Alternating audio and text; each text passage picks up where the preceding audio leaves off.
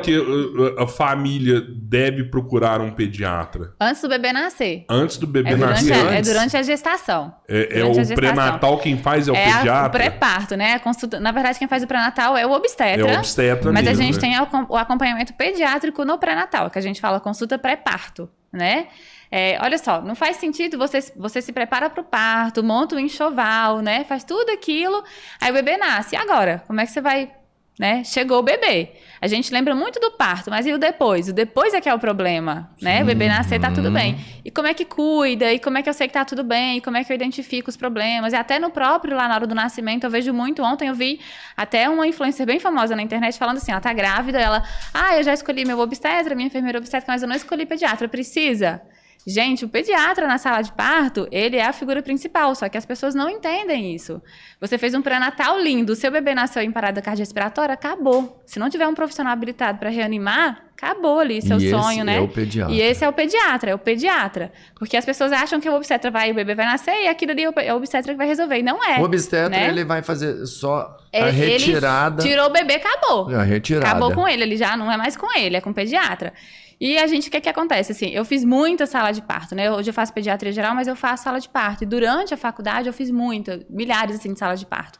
Né, que é a recepção neonatal, que muita gente nem sabe o que é a recepção neonatal. Você já precisou reanimar um bebê? Centenas. Já precisei reanimar centenas de vezes, né? Então, assim, e as mães não têm essa noção. Acaba que na hora lá, não escolhe o pediatra, ou vai qualquer pessoa. E a gente sabe... o plantonista, que a gente sabe que muitas vezes é bom, assim, mas a gente precisa, né, ter uma relação de confiança. E até para entender se tem ou não risco do seu bebê acabar acontecendo isso, você não se pega de surpresa. Então, existem fatores de risco na gestação que são do bebê e não da mãe. E quem identifica é o pediatra. Então, o pediatra que fala, olha, esses fatores de risco me dizem que o seu bebê tem chance maior de precisar de reanimação, de UTI, chance maior de ser um cardiopata, de ter uma hipoglicemia, uma desidratação. Então, isso acontece muito, né? Recentemente... Antes do bebê nascer, consegue... A gente já consegue, né, identificar, conversar com a mãe sobre isso e explicar. Então, se prepara, porque pode ser que quando ele nasça, eu, como pediatra, preciso fazer isso. Você precisa observar aquilo para mim. Então, eu comecei, desde que eu abri meu consultório, a divulgar, e hoje a gente faz lá no consultório, a consulta pré-parto, né? E até agora a gente está lançando um programa de consultoria materna nesse sentido, para preparar as mães antes do nascimento do bebê. Que a princípio é uma consultoria presencial, mas a gente vai lançar, inclusive, uma consultoria online também, né? Que é um curso com tudo isso, onde a gente fala desde de antes lá do pré-natal, nascimento, depois do nascimento, o que é que você precisa saber para você ficar mais segura, né? Você e o seu bebê, o papai e a mamãe ficarem mais seguros em relação aos cuidados. E aqui, quando eu abri consultório, eu comecei a fazer consulta pré-parto, aí o pessoal, o que é consulta pré-parto? Nunca ouvi falar sobre isso, e é tudo isso. Então, eu via muito lá no hospital, quando eu fazia residência, a mãe chegava para o parto, o bebê tinha um monte de fator de risco, né, para reanimação que ela nem sabia, nem tinha percebido, né, ou ninguém tinha explicado. O bebê nascia, precisava de reanimação, ia para UTI, a mãe, nossa, mas como assim? Por que meu bebê foi para UTI? Eu falei, seu bebê tinha fatores de risco. Mas eu não sabia, e eu poderia ter feito alguma coisa para mudar ou não, ou como que é isso? Então, existe tudo isso, né? Existe muito mais coisa do que as pessoas, né, imaginam. E é por isso que tem que começar lá na gestação. E hoje, com as minhas mamães lá que nascem comigo, os bebês que nascem comigo, eu sempre peço para elas irem, a gente faz a consulta pré-parto, eu avalio os exames. Essa consulta pré-parto, ela já existia ou você que ela existe, só que não aqui em Araguari, eu acredito que ninguém fazia, porque quando eu comecei, o pessoal, assim, achou...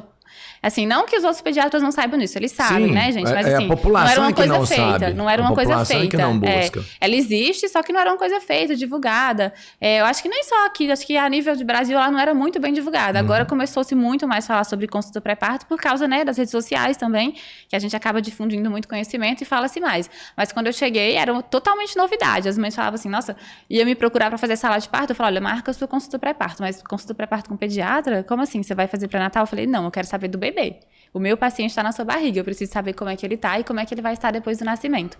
Então, a gente consegue, na consulta pré-parto, avaliar se o seu bebê tem risco de hipoglicemia, que é cair a glicose do sangue depois de nascer, sim, se ele tem mais chance de precisar ser reanimado ou não, né? O que é que eu tenho que observar depois do nascimento dele, se ele tem chance de ficar ictérico, que é o ficar amarelo, né? Porque existem dois tipos de ficar amarelo. Você existe da icterícia? Isso.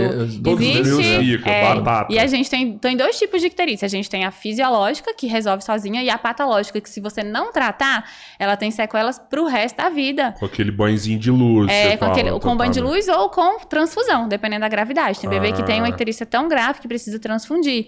E aí, às vezes, chegava a mãe pra ter bebê lá, né, quando eu fazia residência, e aí o bebê ficava amarelo, e quando a gente explica, o seu bebê precisa ficar internado pra fazer banho de luz. Mas não, eu quero ir pra casa, dar banho de chá de picão e botar no sol. Falei, olha, não adianta. Ou acontece demais, assim. Aí eu falei, olha, deixa eu te explicar o que é, que ninguém te explicou. O que é que acontece se você não tratar, se você precisar de tratamento e não tratar. Seu bebê pode ficar cego, surdo, ter convulsão e ter retardo, né, de desenvolvimento. E são coisas irreversíveis. Então, as mães nem sequer tinham esse entendimento. Então, quando vai lá no meu consultório, eu falo, olha, seu bebê tem fator de risco para isso, você precisa prestar atenção nisso, vai acontecer isso ou aquilo, você tem que estar preparada para aquilo, né? Então, a gente explica tudo isso. Porque se a mãe já souber o que pode acontecer, ela já vai se preparando. Como você consegue fazer essa clínica ao bebê antes de nascer? É mais em relação... eu já pego os exames que a mãe já tem, ultrassom, os exames, os exames que ela fez durante toda a gestação, avalio aqueles exames e por meio daqueles exames eu consigo falar para ela se existem ou não fatores de risco, né? Além dos exames, a história dela, né? Então, é uma mãe, por exemplo, que já teve abortos, é uma mãe que já teve outros bebês que tiveram alguma condição especial, né? Então, através da história que ela me conta e dos exames... Uma mãe que engordou muito também, gestação. né? Ou então uma mãe que teve hiperemese que vomitou muito, ficou muito magrinha, o bebê não desenvolveu, ou tem algum problema placentário. Então, são muitas coisas que a gente consegue identificar para falar de fator de risco. Então, a mãe já sabe, ela já vai preparada. Agora, imagina você vai lá toda feliz, ter seu bebê, não imagina que existe nada disso, de repente seu bebê nasce, tem uma parada, ou precisa ir para uma UTI, fazer transfusão porque ficou amarelo, ou tem uma hipoglicemia grave. Essa mãe vai ficar louca, gente, porque ela não sabia nem que isso existia, ela não estava nem pensando nessa possibilidade. No primeiro, né? No aí primeiro é que acaba tudo. É o caos, né? Não existia essa possibilidade, de repente acontece isso, essa mãe fica desesperada. E mais do que a mãe, quando você tem esse entendimento, até o profissional que tá lá já tá, vamos entender assim. Já sabe o que espera ele. Ele sempre tá preparado para isso. Sim. Mas ele já tá pronto e preparado. Ele tá um preparado, nível à frente fica, ali, né? Ó, esse eu já sei que é assim.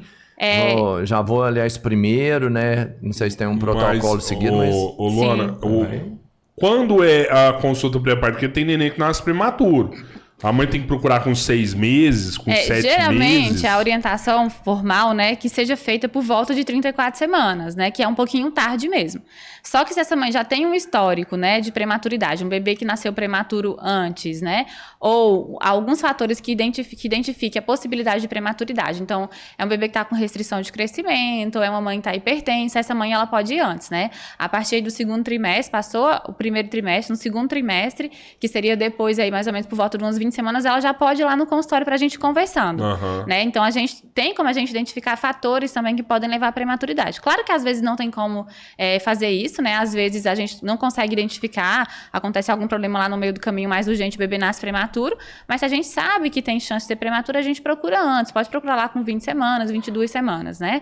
E se não for, se um bebê que tá indo tudo bem, pelo menos com 32, 34 semanas, já pode ir lá no consultório pra gente começar a conversar sobre isso, porque no 32, 34 semanas, a gente está perto de encerrar, a gente já tem todos os exames do pré-natal, todo o histórico gestacional dessa gestação para estratificar o risco, saber qual que é o fator de risco desse bebê. Então, facilita até essa questão do diagnóstico.